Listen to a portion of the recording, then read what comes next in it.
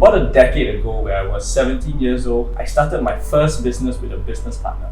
And we rented an office space that cost us like $2,000 every month. And I was talking to my partner like, hey, we can't afford $2,000 on office space. We don't make enough money at all. We're gonna go bankrupt. We're gonna have no money. And here's what my business partner said. He told me, Gerald, why are you so obsessed with saving costs?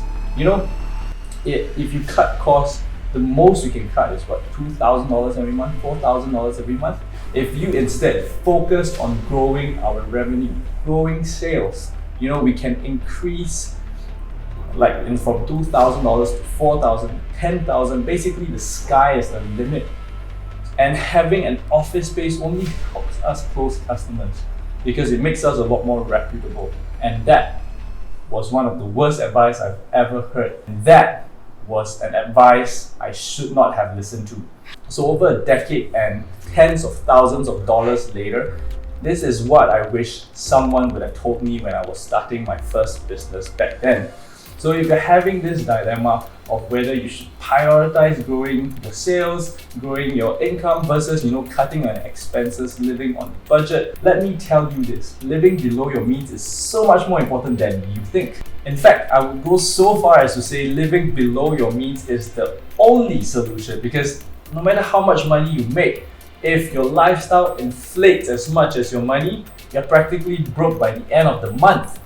So yes, I'm not even saying living within your means, I'm saying living beneath your means.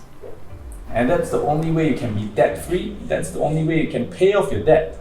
So let me kind of share with you what I've learned over this period of time, and hopefully it kind of helps you understand the repercussion of living within your means or above your means, basically living on an edge.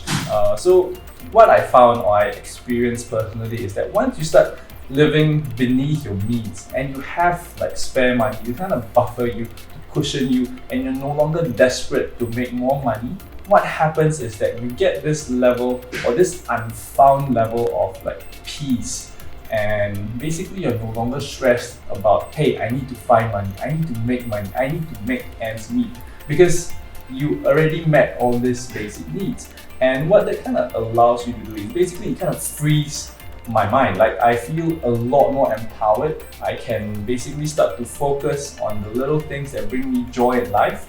I can appreciate them better. I can also start to kind of make an impact, like starting this YouTube channel right here and reaching out and changing people's lives. So back in the olden days when I first started, basically every day I was so stressed about making ends meet. I need to find a new client, I need to close that sale. If I don't, I will basically be in trouble. And that was when I get very attracted to all sorts of things that are, in my opinion, not the best kind of businesses to be in. Like for example, you teach people how to make money online with a useless, ineffective solution, and you charge them $1,000 for it. Basically, you become unethical. You may become unethical. You would be very inclined to engage in cutthroat kind of competition. You want to stab people, or people want to stab you because they are anxious, they are worried, they are very, very fearful. Hey, I don't have the money, I need the money to survive, to get by to the next month. So when that happens, it creates this very toxic culture of fear and worry. And it not only does it affect you outside of your home, in your workplace and everywhere else, you kind of bring all these attitudes back home as well when you're with your loved ones, your partner, your mother, your family, your parents. And basically what happens is you're always so fearful and anxious. Have you had that experience where you're you're very stressed out with work and your partner, hey, can you help me do this? And you're like, why did you ask me to help? Can't you see I'm very busy? And then you get mad, you get agitated, you're so angry all the time. And the reason, and you're so sorry for getting angry, and the reason is not because the deeper underneath reason is because you are scared, you're fearful, you're stressed. A lot of these toxic experiences all stem from you living at or above your means.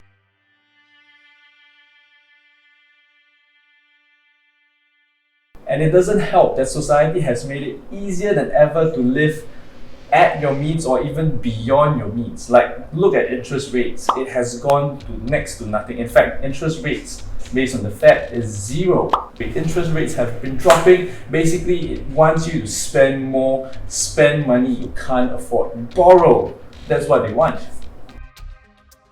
Additionally, smart marketing has also kind of implanted the idea that without material things, you are not successful. If you want to love your wife, you must buy her a beautiful big diamond because that stands for forever, and you need to have a nice, fast car. If you want to show others that you're successful, you want to get a big house because this house has the most fantastic view that you will not get to enjoy, and all sorts of other smart marketing tactics that made it so much easier to live beyond your means. In fact, society has hopped onto the train and helped you spend beyond your means by helping you feel entitled.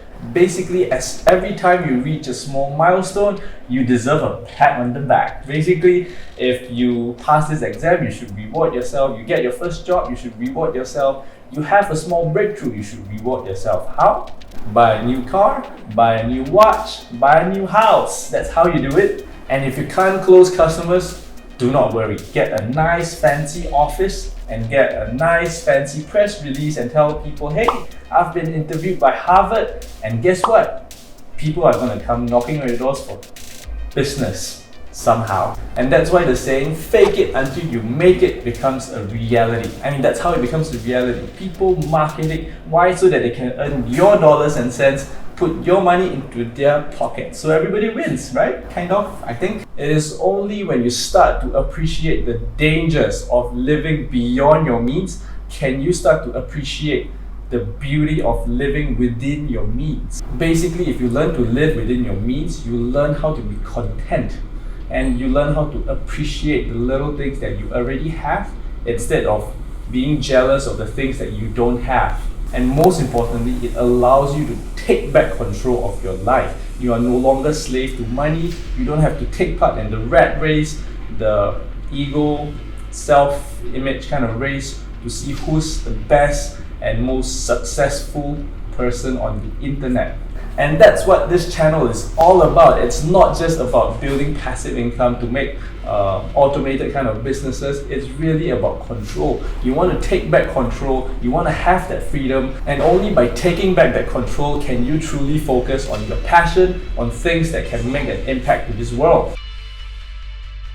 And if that sounds good to you, be sure to do me a favor and hit that subscribe button. Remember this, you live your own life, you pay your own bills. I mean, if someone else pays your bill for you, then technically you're not really free, right? So with that said, even Elon Musk, one of the world's most successful entrepreneur, he knows how to live below his means. You know, at one point in his life, he even learned how to live on $1 a day for his food. So if you've always been caught up in chasing after the next big success, well, it's time for you to change that mindset and start today. You can start by identifying the 3 biggest expenses of our lives.